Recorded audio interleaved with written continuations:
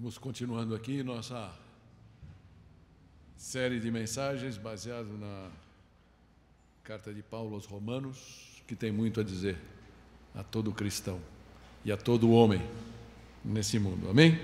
E o título que a gente tem dado é esse, Metanoia, uma mente transformada por Cristo, e que tem a ver com realmente os nossos pensamentos, uma transformação de pensamentos. Estou pensando aqui naquilo que o Davi falou sobre a vida de João Batista, o homem que comia grilo, mas que tinha a profecia sobre ele, que ia aparar todos os caminhos, nivelar todos, endireitar o caminho. Esse foi o trabalho de João Batista. E é um pouco o que o Senhor quer fazer no nosso coração e depois nos usar para fazer em muitos outros corações, amém? E por isso nós estamos aqui. Eu agradeço vocês que estão aqui, podem estar conosco, prestando atenção nessa palavra. E a carta de Paulo aos Romanos, só para a gente encausar, ela tem dois blocos, né? Como a gente tem falado sempre. Tem um bloco que fala da salvação que é oferecida por Deus e a resposta do homem. A gente já viu a introdução, a gente viu a primeira parte, está vendo ali? Acho que agora dá para ver melhor.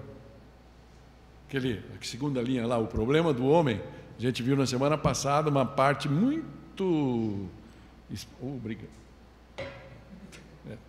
Tinha crescido, estava estranho. Ela tinha... uma das passagens que muito pastor gosta de evitar, mas que toca na ferida de coisas do mundo que a gente está vivendo. Né? Mas agora Paulo continua falando sobre, está vendo? A gente viu a situação do incrédulo no final do capítulo 1, e agora ele vai falar dois outros grupos de pessoas. Um que normalmente se chama assim, ao moralista religioso, ao moralista. E eu confesso a vocês que ao longo dessa semana eu tive pelo menos 3 nomes para essa mensagem de hoje. E hoje cedo mudei de novo. Eu acho que tem tudo a ver com aquilo que o Davi falou. Acho que Deus que trabalha os corações juntos, né? E a mensagem que a gente vai ver hoje, o tema é uma lição de humildade. Uma lição de humildade.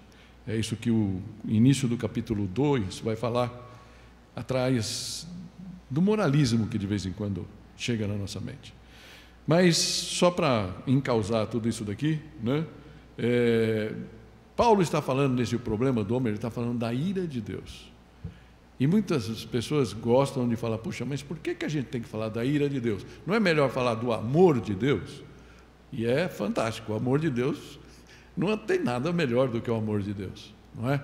Mas é importante, e aí essa frase que a gente usou na semana passada, que eu acho que resume um pouco a situação, até participei um pouco com vocês, compartilhei o testemunho da situação da Tomasa, minha esposa, que mandou um abraço para todos vocês, mas preferiu hoje ainda ficar de molho lá, senão ela teria que estar aqui de óculos escuros ou de alguma venda no rosto, porque a claridade e tudo mais ainda atrapalha muito. Mas graças a Deus está em processo. Terça-feira a gente vai ter mais notícias.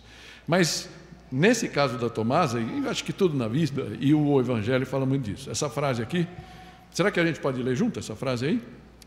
Nós nunca iremos dar o devido valor e apreciar as boas notícias do Evangelho enquanto não compreendermos claramente o efeito das más notícias para o homem. Ou seja, a gente tem que entender, e Paulo não se furta disso, e a gente também não quer se furtar disso, de falar das más notícias. Fala que a ira de Deus é uma realidade. E ela se volta contra o homem que é contra aquilo que ele preparou para cada um de nós. Não é?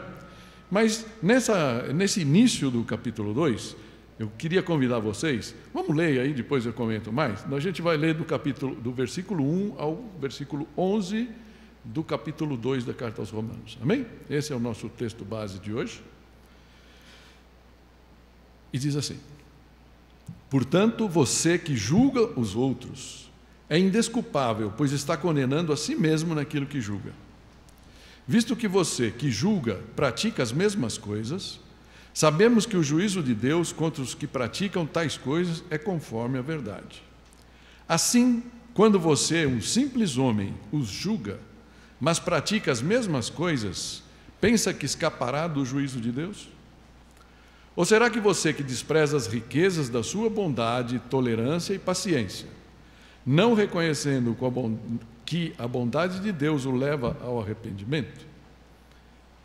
Contudo, por causa da sua teimosia e do seu coração obstinado, você está acumulando ira contra si mesmo, para o dia da ira de Deus, quando se revelará o justo julgamento.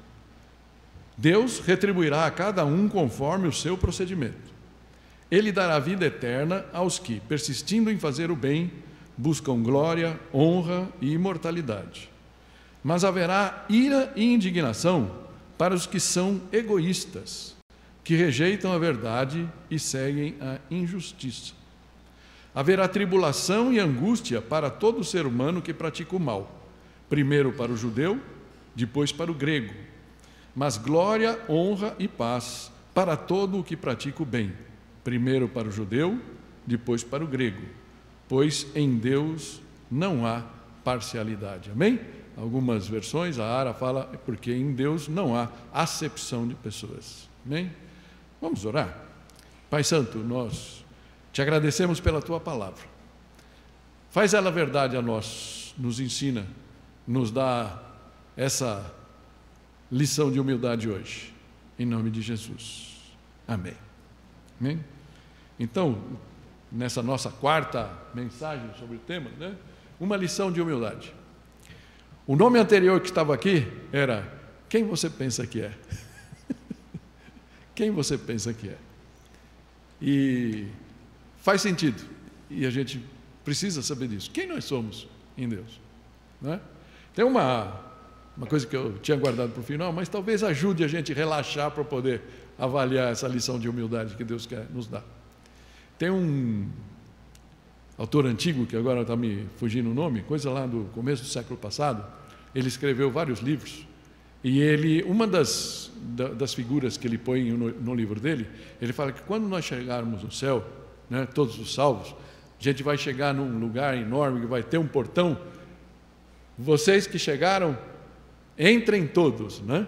Entrem todos, entrem todos e sejam felizes. A gente vai entrar, né? Todo mundo entrou, e aí nós vamos chegar lá, e é uma figura que sempre me vem à mente na Santa Ceia, aquela mesa, imagina uma mesa enorme, infinita, onde nós vamos sentar com todos, lá com Abraão, com Moisés, com todos os personagens bíblicos, nós vamos estar lá na galera, a galera toda dos salvos ali. E aí quando a gente está nessa mesa, a gente vai olhar para os umbrais daquelas portas onde a gente acabou de passar, e vai estar escrito assim: pecadores salvos pela graça de Deus. Amém? Quem nós somos? Quem nós pensamos que somos? Nós somos simplesmente pecadores salvos pela graça de Deus. Amém? Eu queria que a gente pudesse analisar isso, ver por onde os caminhos, os riscos que a gente corre. Um primeiro nome que tinha essa mensagem era os erros do moralista, os erros mais básicos, e Paulo vai estar apontando o dedo justamente para isso. Amém? Ele está falando sobre pessoas que olham para tudo aquilo que a gente viu no capítulo 1. A gente vai até recapitular um pedacinho aqui, se você não esteve aqui semana passada, se você não conhece esse texto, para poder saber do que Paulo está falando. Mas é como se ele estivesse dizendo assim: aquelas pessoas que olham para aquilo que a gente falou semana passada e se sentem incluídas naquilo, e vão que Deus faça o propósito na cabeça deles, entender que são pecadores e tudo mais. Uma vez um especialista chegou, né, e falou assim: olha, você não precisa dizer, por exemplo, para um desviado sexualmente falando, deixar em aberto assim, que ele é pecador, porque ele sabe, né? C.S. Lewis, numa frase, ele fala: você não precisa, todo homem dentro de si carrega no nosso chip original, o Criador deixou isso no nosso desenho, né? na nossa formação, um senso, mesmo que a pessoa nunca tenha lido a Bíblia, por exemplo, não saiba os 10 mandamentos, acho que a gente aprendeu até por osmose quando era criança, né? Pelo menos os que vêm num transfundo católico, alguma coisa assim. Mas, independente de qualquer coisa, nós temos uma noção de certo ou errado que já vem no nosso chip original. Amém? Então, para essas pessoas que estão realmente fora, digamos assim, se a gente pensar na parábola do filho pródigo, para o filho mais novo, né? Não precisava dizer para ele que ele estava pecando. Ele sabia. Ele pecou deliberadamente, abandonou o pai e tudo mais. Mas e o filho mais velho? Tinha consciência? Então Paulo está falando aqui para os filhos mais velhos, amém? Esse é o destino dessas palavras de Paulo. Aqueles que de repente você olha e... Vamos ser honestos, eu quero ser muito honesto com vocês. Quantas vezes na minha vida eu já me vi nessa posição? Então essa lição de humildade, antes de ser para você, você que nos ouve, que nos ouvirá pelo YouTube também, é para mim, foi para mim. Por isso, o tema foi mudado para isso, uma lição de humildade. Que o Senhor possa falar através dessas coisas. Eu queria fazer isso só para poder dar um pouco de lógica na nossa reflexão, esses 3 pontos aqui. Sobre o direito de condenar, se nós temos ou não, sobre o orgulho do conhecimento, se nós já sabemos tudo, se a gente não precisa aprender mais nada do que Deus nos quer ensinar. Por exemplo, achar que o Evangelho não é mais para nós. O Evangelho eu aprendi lá há 40 anos atrás, fiz a conta errada outro dia, né? Pensando no meu aqui, 47 acho que é, né? O Enes me ajudou a corrigir aqui meu erro grosseiro da matemática. Era quanto? 45, né? Bom, não importa, muito tempo atrás. Não, o Evangelho importou lá atrás. E Paulo quer mostrar para a gente que o Evangelho é para nós hoje. No meu caso, 45 anos depois, ou algo assim, ou de você, quanto tempo faz que você aceitou a Cristo e foi batizado, amém? E o último ponto aqui, sobre a graça de Deus por nós. Como é que a gente pode chegar nesse trono, nessa mesa enorme, junto com a galera de Deus, ali juntos, e falar, pecadores salvos pela graça. Amém? Esse é o nosso propósito nessa manhã aqui. Que Deus possa nos abençoar. Então, começando aí pela primeira parte, sobre o direito de condenar. E a primeira palavra que me veio à mente quando veio isso foi presunção. Você entende o que é presunção? É você imaginar que você é uma coisa que você não é. Não é? Por isso aquele outro tema, né? Quem você é? Quem você pensa que você é? Né? Uma presunção. É uma palavra que sai daqui. Alguém que se sente numa posição de privilégio e de honra, portanto, se envaidece da sua posição e pode apontar dedos. Pode apontar dedos. Estava um dos pastores que eu estava vendo isso aqui, pastor da Califórnia, e ele disse que uma vez eles foram fazer uma missão missionária na Rússia. E eles estavam em Moscou, num lugar, e começou a juntar gente, tinha uma galera toda lá, e eles falando que Jesus salva e tal, que o sangue de Jesus pode cobrir qualquer um. E a gente sabe que tem algumas doutrinas aí meio restritivas nisso, mas estava ali.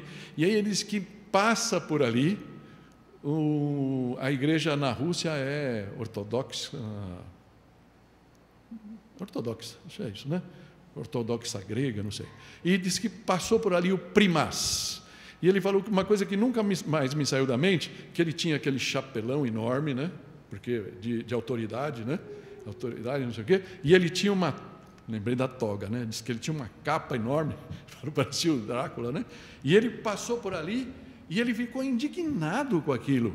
No meio da rua, todo mundo ali, e a gente pregando ali, e o povo ouvindo, e gente se convertendo, e ele disse que ele passou, teve uma hora que aquele primaz lá, pegou a capa dele, fez assim, e se cobriu, e ficou assim, como se ele tivesse, eu não quero me misturar com essa gentalha, ele disse que passou, e foi embora. Ele falou nitidamente desgostoso com aquilo que estava acontecendo.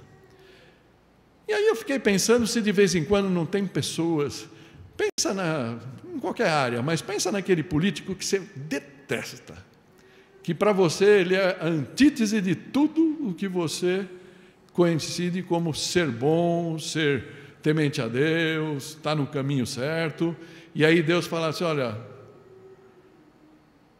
vai pregar para ele, vai dizer que o sangue de Jesus é bom para ele também, que ele pode ser salvo por Jesus, né? Então, só para dar um exemplo, várias coisas assim. Então, por isso que Paulo começa nessa primeira coisa, sobre o direito, né, que a gente pode pensar que tem, de apontar dedos. E ele fala assim, portanto, você que julga os outros é indesculpável. Indesculpável. Interessante, né? Pois está condenando a si mesmo naquilo que julga, visto que você que julga pratica as mesmas coisas, né? Eu gosto daqui, tanto da ARA quanto da Nova Almeida atualizada, que ele traz um trecho aqui que a NVI passou reto. Ele fala assim, portanto, você é indesculpável, né? O texto está no sentido inverso, a formação da frase, né? Você é indesculpável quando julga os outros. Ok, até aí está igual, né? Mas ele fala, não importando quem você é. Quem você é? Não importa. Então, não importa se eu tenho 45 anos de convertido, se eu tenho 3 semanas, se eu ainda não me converti, se eu estou apontando o dedo para os outros, e se a gente parar para pensar nesse momento que a gente vive moralmente, né, a política do cancelamento é uma coisa que o pessoal gosta de apontar dedos, né? Apontar dedos para todo mundo, somos indesculpáveis igualmente, tá? É isso que esse texto está falando. Mas ele fala de uma coisa aqui mas só para a gente poder entrar, eu vou trazer alguns versículos que a gente viu de Romanos 1, e aí a gente pode avaliar talvez como um pouco mais detalhe. Antes, só para a gente entender o que Paulo está fazendo aqui. Paulo está usando aqui um estilo... Paulo está usando uma coisa aqui, um estilo literário, que é uma coisa que eu gosto de fazer. Eu gosto de conversar com vocês, né? Não sei se vocês aprovam isso ou não, mas eu gosto de imaginar que eu estou conversando com você está me perguntando e eu estou aqui respondendo, amém? E Paulo usa isso direto, tem um nome técnico aí, diátribe, né? Mas não importa, diatribe, né?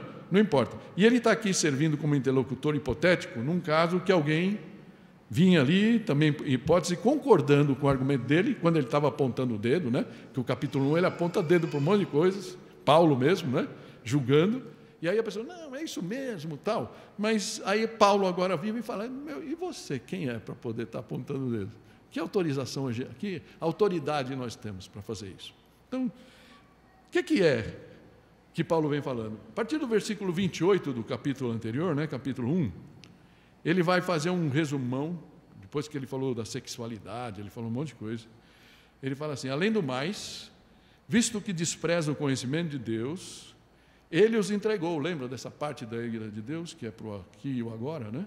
Ele os entregou a uma disposição mental reprovável, para praticarem o que não deviam, tornaram-se cheios de toda sorte de injustiça, maldade, ganância e depravação. Estão cheios de inveja, homicídio, rivalidades, engano e malícia. São bisbilhoteiros, caluniadores, inimigos de Deus, insolentes, arrogantes e presunçosos. Inventam maneiras de praticar o mal, desobedecem os seus pais, são insensatos, desleais, sem amor pela família, implacáveis. Embora conheçam o justo decreto de Deus, de que as pessoas que praticam tais coisas merecem a morte, não somente continuam a praticá-las, mas também aprovam aqueles que a praticam. Amém?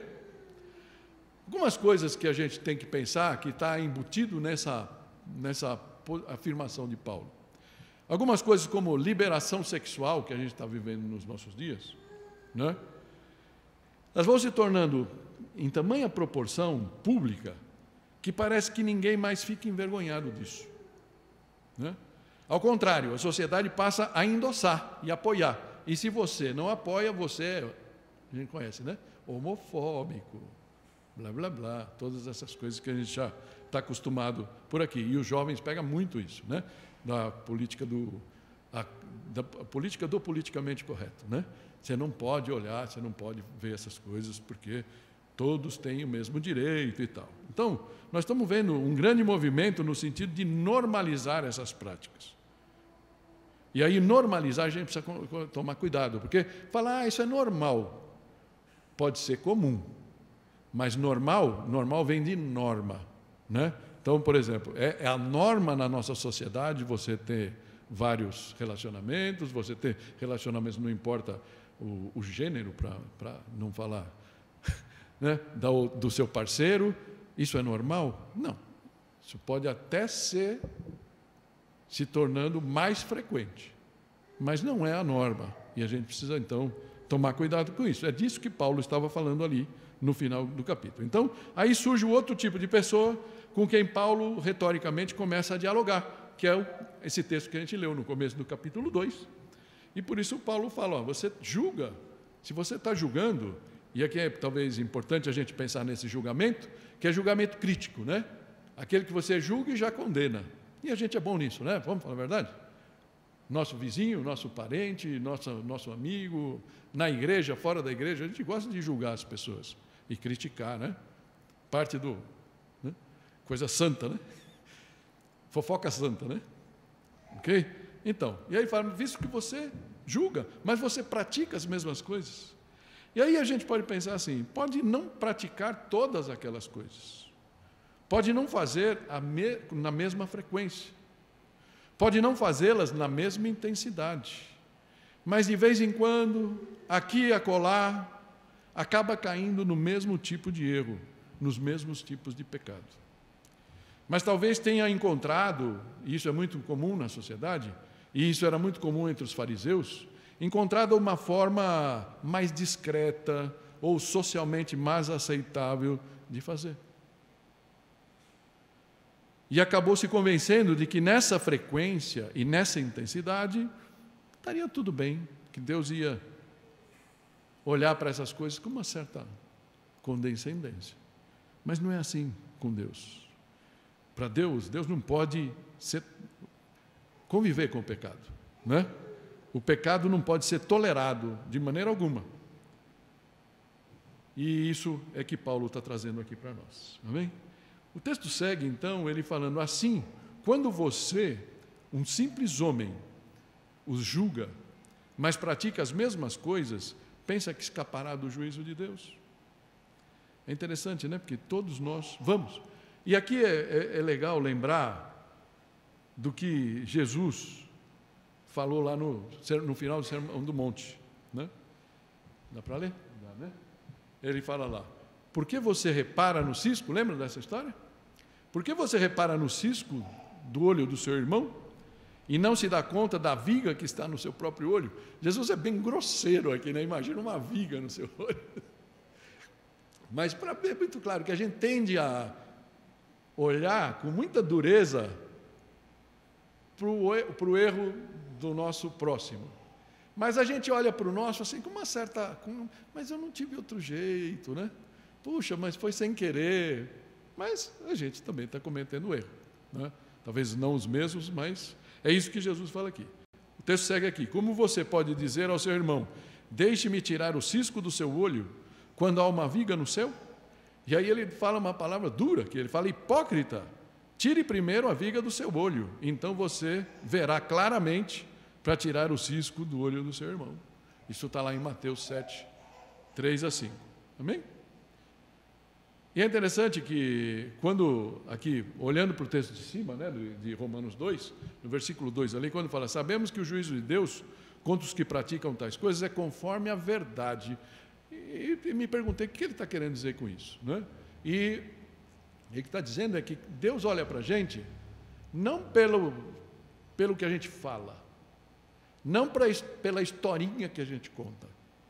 O Otávio, por exemplo, hoje, ele implodiu aí durante a semana num jogo de futebol, está com o joelhinho bem ruim, né? Então ele podia ter chegado hoje cedo e falar, não dá para ir porque meu joelho está doendo.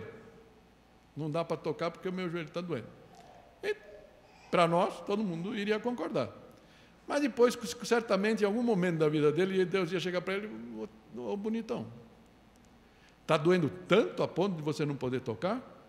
E hoje você tocou bem legal, viu, Otávio? Parabéns, Deus te abençoe. Né? Não sei se piorou a dor, mas... Não é é verdade? Então, é isso que está falando, conforme a verdade. Deus está vendo, querido, querida. Deus está vendo. Deus vê tudo. A gente pode contar a história que quiser, pode se vitimizar, pode fazer o que quiser. Pode se orgulhar, pode se colocar num pedestal, ficar, né? A coisa mais clássica que tem, né? Quando você aponta o dedo para alguém, tem 3 pelo menos virado para você, né? Apontando para você. E é mais ou menos o que está aqui. Amém? O texto segue então, versículo 4, fala assim: ou será que você despreza as riquezas da sua bondade, tolerância e paciência, não reconhecendo que a bondade de Deus o leva ao arrependimento? Olha essa palavrinha-chave de novo, a metanoia aqui de novo, né? Então, olha que interessante.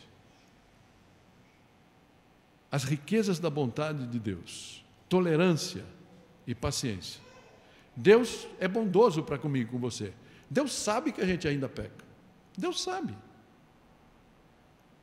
Só que Ele proveu a solução, ou pelo menos o remédio. O sangue de Jesus nos perdoa de todos os pecados. Então, quem somos nós para de repente achar, não, eu posso falar, eu era um mentiroso, vocês já ouviram isso várias vezes aqui. Agora eu me arvorado paladino da verdade. Sabe de uma coisa? Eu já fiz isso. Eu já fiz isso. E aí, de repente, Deus fala, Carlos, isso é pura arrogância. Pura arrogância. Orgulho besta. Sabe por quê? Porque o Pedro, ainda não tem nenhum aqui, né? O Pedro peca na imoralidade. E você peca sonegando o imposto de renda, por exemplo. Peca não respeitando teu pai, tua mãe, não respeitando sua mulher, seu marido, né? Cada um peca de uma forma, é isso que Paulo está trazendo aqui, ok? Mas na bondade de Deus, a tolerância e a paciência dele, até para conosco, não reconhecendo o quê? Que a bondade dele os leva ao arrependimento, ou seja, Deus é longânimo. Eu gosto da palavra que está na Almeida aqui, ele não usa a palavra paciência, ele fala na tolerância e longanimidade, ou seja, Deus é longânimo, a corda dele é grande, ele deixa, né? Não porque ele tolera o nosso pecado, é porque ele quer que em algum momento a ficha caia, e a gente fala, Senhor, perdão, perdão, perdão. É isso que está aqui, amém? A bondade de Deus para conosco se traduz em paciência e longanimidade e tem um propósito: esperar que o nosso pensamento seja transformado, esse arrependimento, essa metanoia aconteça. E aí a gente mude de atitude para a vida. Tá? E também tem uma coisa aqui que é importante, porque algumas vezes a gente julga as pessoas pela aparência. Nós não conhecemos tudo. Por que Deus fala, a mim pertence a vingança? Porque Deus conhece o que está por trás, Ele conhece o coração. Tem um texto maravilhoso, uma parábola de Jesus também. Lembra daquele homem, quando Jesus fala, vai um fariseu ao templo e começa a orar, Senhor, glória a Ti porque eu existo, né? Mais ou menos isso.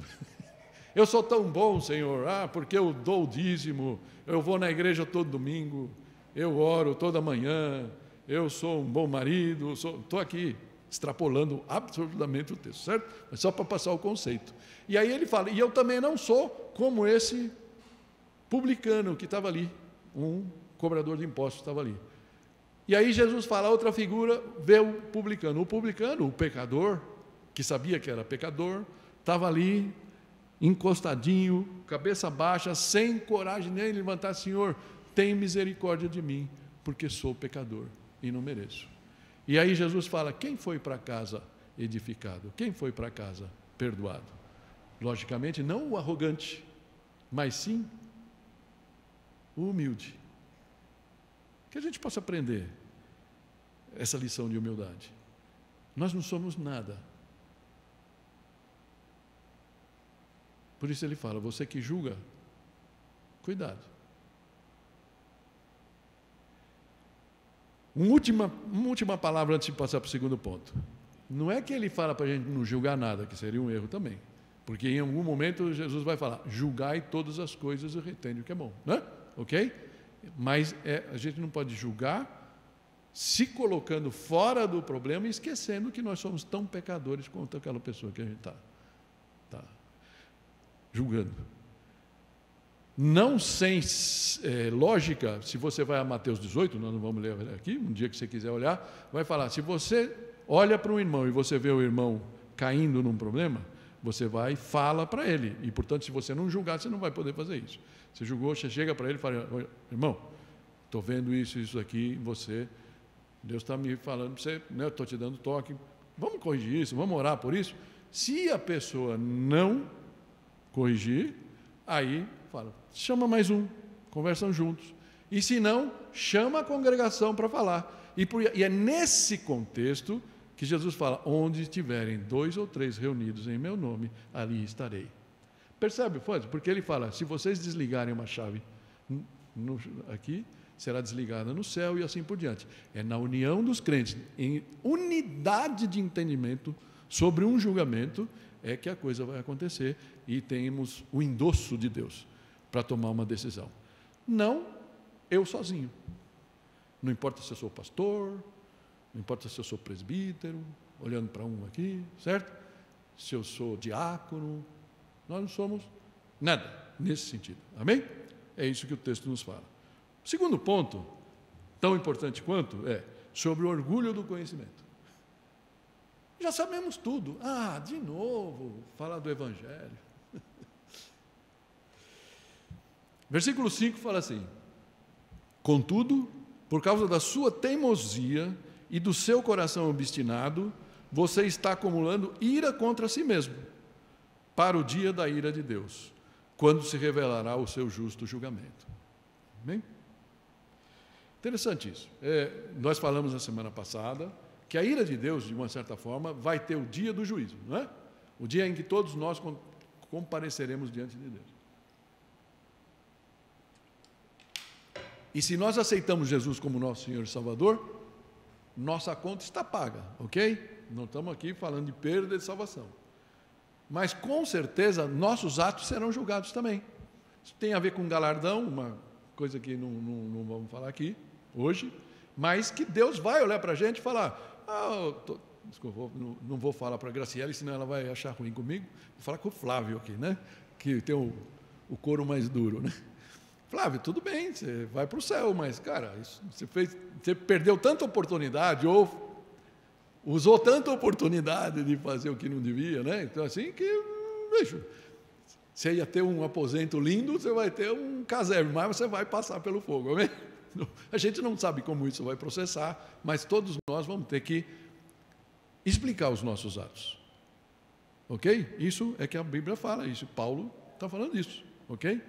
Mas ele está falando aqui, então, por causa da teimosia do coração obstinado, você vai ter esse dia. Mas tem coisas que tem gente que, sem que a gente saiba, Deus já meio que abriu mão. E ele já declarou a sentença. Quando naqueles textos do capítulo 1 ele fala, olha, Deus os entregou. Deus os entregou. Ou seja, parte do juízo de Deus que já está vigente. Não significa que lá no meio daquele que ele entregou, ele possa resgatar aqueles. E por isso o nosso papel de evangelismo, de discipular essas pessoas, de falar de Jesus, tentar resgatar aqueles que já estão com destino traçado, com certeza é o nosso papel. E Deus espera isso de nós, amém? Isso está claro, não é? Então, mas ele fala aqui que a gente pode acumular ira para esse dia aqui, quando se revelará o seu justo julgamento. E o julgamento de Deus é sempre justo. E ele continua falando, Deus retribuirá a cada um conforme o seu procedimento. Mas não fala que é pela graça que nós somos salvos? Por que está falando de obras aqui? Não dá tempo da gente abordar, mas Tiago levanta uma boa tese disso, né? Porque ele fala assim, você é salvo pela graça, a graça te salvou? Sim. Eu olho para você e não vejo nenhum sinal disso. Entende o conceito aqui? Se nós fomos realmente alcançados pelo Evangelho, se Deus nos transformou, cadê a transformação? As pessoas têm que ver. É mais ou menos o que está aqui, certo? Tudo bem? Aí ele, versículo 7 fala aqui: Ele dará a vida eterna aos que, persistindo em fazer o bem, buscam glória, honra e imortalidade. Primeira vez que eu li esse texto aqui, eu me senti mal. Falei, pô, eu não quero buscar glória, não quero buscar honra, né? Parece um orgulhoso querendo um pedestal. Não, está falando de vida eterna, certo? A glória de Deus, a honra de Deus e a vida eterna, a imortalidade. Mas haverá ira e indignação para os que são egoístas. Interessante essa palavra que está aqui. Não trouxe minha cola, mas na Almeida tem uma palavra aí, facciosos. Interessante. Facciosos. Aqueles que são facciosos. Ou seja, que tira, eu acho que nenhuma palavra nem a outra é exatamente as duas juntas, né? Ou seja, você, por egoísmo, você acaba tomando decisões de apontar dedo e você separa. É um pouco o que ele está falando aqui. Que rejeitam a verdade e seguem a injustiça. Eu não sei quem são os pais desse moleque, eu nem sei quem são os avós desse moleque, mas tudo bem, né? Uma bênção, né? Deixa ele aí. Tá? Ficando tranquilo aí, tapa o ouvido, né? Ok? Rejeitam a verdade e seguem a injustiça. Então é interessante aqui, ele fala, pô, isso vai acontecer. E aí acaba o texto aqui falando: haverá tribulação e angústia para todo ser humano que pratica o mal, primeiro para o judeu, depois para o grego, o que muitos entendem que ele estava já falando para os judeus, que na igreja de Roma existiam muitos judeus convertidos, mas o problema do judeu convertido, que ele ia, você vê os próprios discípulos no começo, né, que eles continuavam indo para o templo na hora da oração, o costume pega, você passa a vida inteira fazendo isso, e dentro dos judeus lá em Roma, provavelmente existia uma força muito grande dos judaizantes, aqueles falam, não, você tem que, você converter, eu sei, Jesus te salvou, mas você precisa fazer, por exemplo, a circuncisão, ou seja, o sacrifício de Jesus mais alguma coisa. Você precisa da circuncisão, você precisa ir para o morro toda sexta-feira à noite, para a vigília, você precisa dar o dízimo, a gente precisa dar, tá? Mas digamos, você não vai perder a salvação por isso, né? Você precisa fazer isso, são essas coisas que estavam ali, ok? Então, por isso ele está falando para os dois, tanto para o judeu quanto para o gentil, né? Mas glória, honra e paz para todo o que pratica o bem, primeiro para o judeu, depois para o grego. Pois em Deus não há parcialidade. De Deus não há parcialidade. Como eu tinha mencionado antes, na Ara fala, porque para Deus não há acepção de pessoas. Não há favoritismo. Não há jeitinho brasileiro. Você não vai passar pelo vão do garfo. Você não vai passar, se você não cumprir aquilo que estava proposto para você. Todos serão tratados igualmente diante do trono do juízo. Amém? Isso nos leva para o último ponto, que tem muito a ver com a nossa identidade. E são passos importantes aqui. Sobre a graça de Deus por nós e sobre nós. Amém? E eu queria trazer aqui, meio que atropelando alguns textos que a gente vai ver ao longo das semanas, que existe uma trilha de Romanos para a salvação, e eu queria passar por alguns desses versículos aqui com vocês, para que eles possam nos ajudar a entender quem nós somos realmente em Cristo. Amém? Isso nos ajudar como a forma de a gente tratar as pessoas. E eu queria começar com Romanos 3,10. Se você quiser aí anotar na sua Bíblia, tiver ele anotado, ou grifar, se você usa a Bíblia eletrônica, nós vamos ver, acho que são 5 versículos curtinhos, que nos ajudam a pensar. Romanos 3,10 diz assim: como está escrito, não há nenhum justo, nenhum sequer. Amém? É uma lição de humildade. É uma lição de humildade.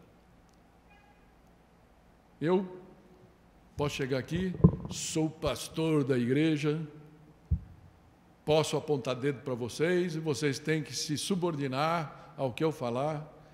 E aí a palavra vira para mim e fala: você não é justo. Não há um justo, nenhum sequer. Se você, querido, querida, tem alguma noção de justiça, de se sentir melhor que os outros, a palavra é bem clara. E é importante, que é parte das más notícias, amém? Nós precisamos da justiça de Deus. O segundo texto está em versículo 23 do mesmo capítulo, capítulo 3, Romanos 3, 23, que fala assim: pois todos pecaram. Podemos ler juntos esse daqui? Vamos lá? Pois todos pecaram e estão destituídos da glória de Deus. Amém. Teve um rapaz que veio aqui, depois ele casou, e eles acabaram saindo da igreja. Uma das coisas foi porque um texto, eu não me lembro se de próprio Romanos ou Efésios, que a gente trabalhou na época, não foi uma série, que eu nunca fiz uma série de Romanos, pelo menos não me lembro de ter feito. E chegou o momento, graças a Deus. Depois vamos fazer Apocalipse, né? Está no momento. Mas ele chegou para mim no final do culto, me chamaram lá, mas pastor, mas como é que o senhor fala que nós somos pecadores? Na hora me pegou meio, eu falei, porque nós somos. Nós somos. Não, mas você não pode dizer assim, porque se nós fomos alcançados pela graça de Deus, agora nós não somos mais pecadores. Eu falei, e o que nós somos então? Como é que você chama aquilo que você faz? Aí ele ficou, não, mas a gente pode deixar de pecar. Tem uma tese, né, wesleyana, que a gente pode alcançar 100% da santidade, mas não é uma tese muito fácil de defender, né? Então, o que o texto fala, lógico que Paulo está falando aqui, é que todos nós, nenhum de nós consegue chegar ao céu sem passar por Cristo, né? É isso que é a tese que ele está levantando. E por isso nós somos ainda pecadores. Sim ou não? Você peca ou não? Tem alguém aqui que não peca mais? Senão a gente vai orar por você e agradecer, né? Mas a gente peca.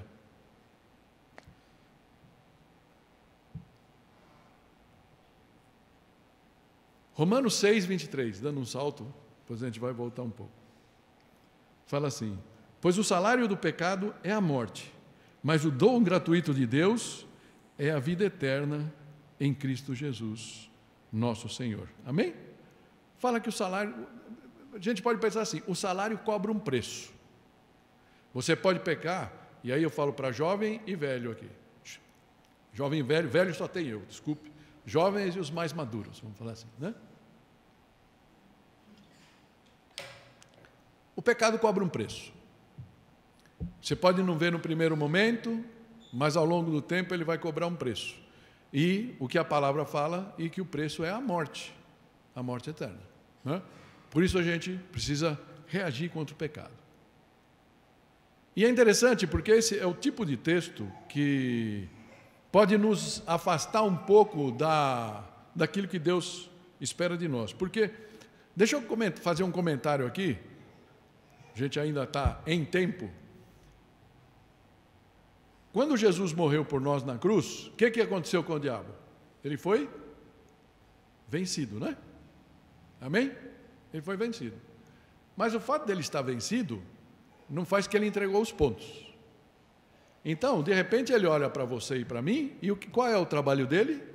Nos esterilizar, ou seja, fazer que a gente não seja produtivo, nos barrar, nos bloquear, né?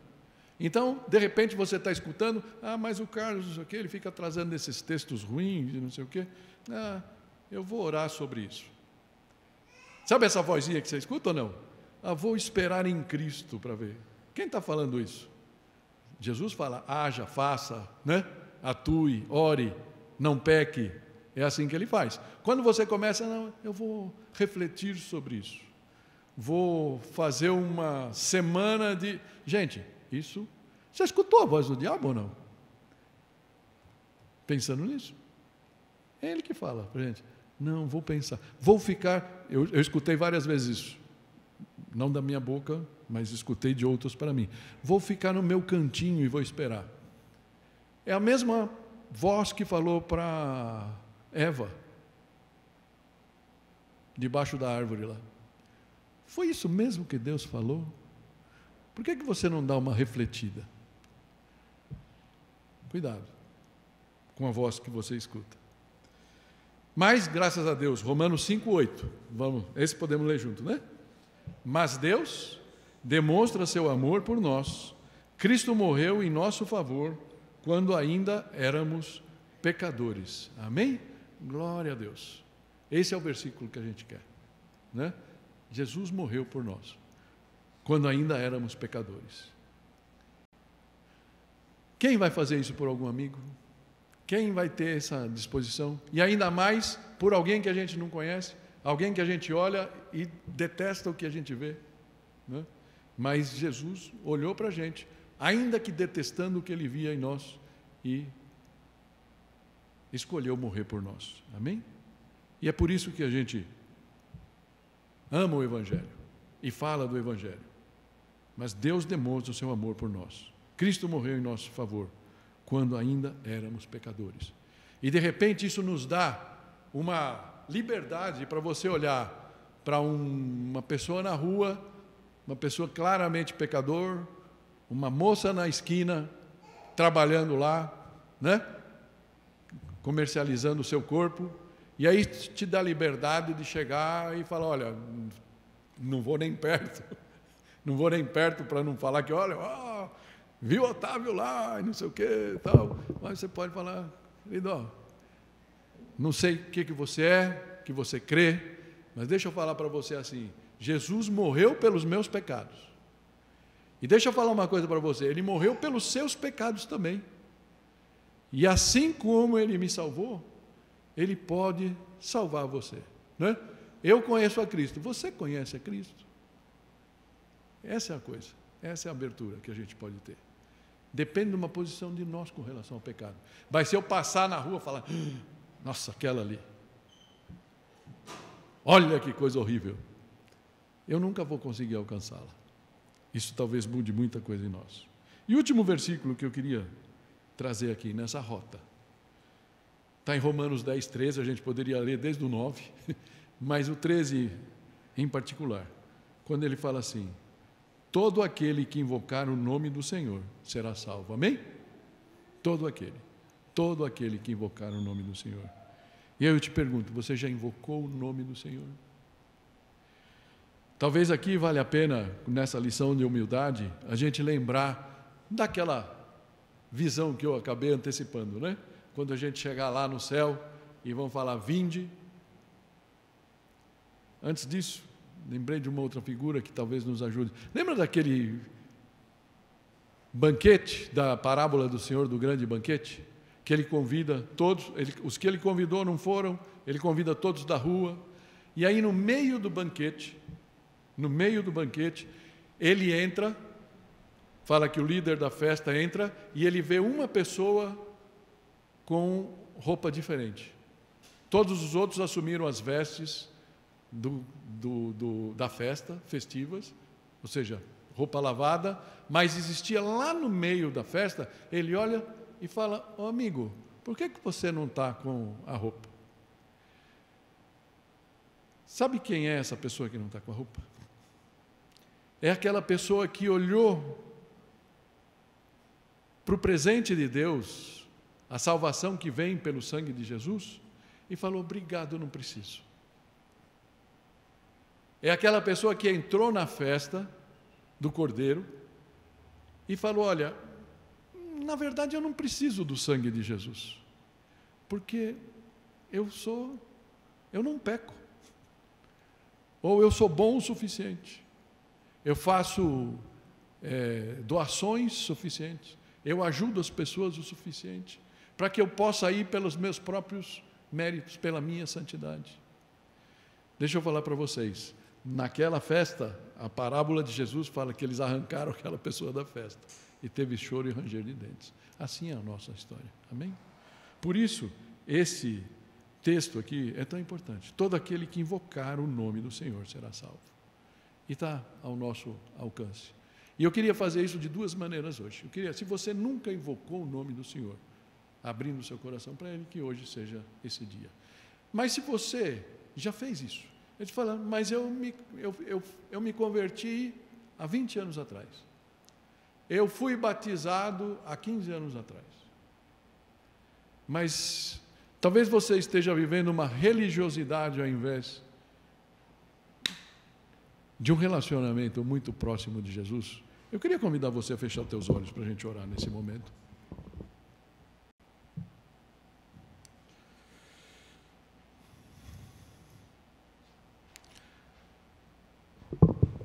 Pai, te agradecemos por essa lição de humildade, Senhor, que esse texto nos traz. Nós podemos olhar, e talvez isso tenha acontecido com aqueles que participaram, ouviram os 2 cultos, as 2 mensagens, e olharam para aquela primeira e falaram, nossa, que horror, que peso. Mas talvez tenha olhado para aquilo e falado, não, essas pessoas realmente merecem a morte. Mas se esqueceram de olhar para a sua própria realidade.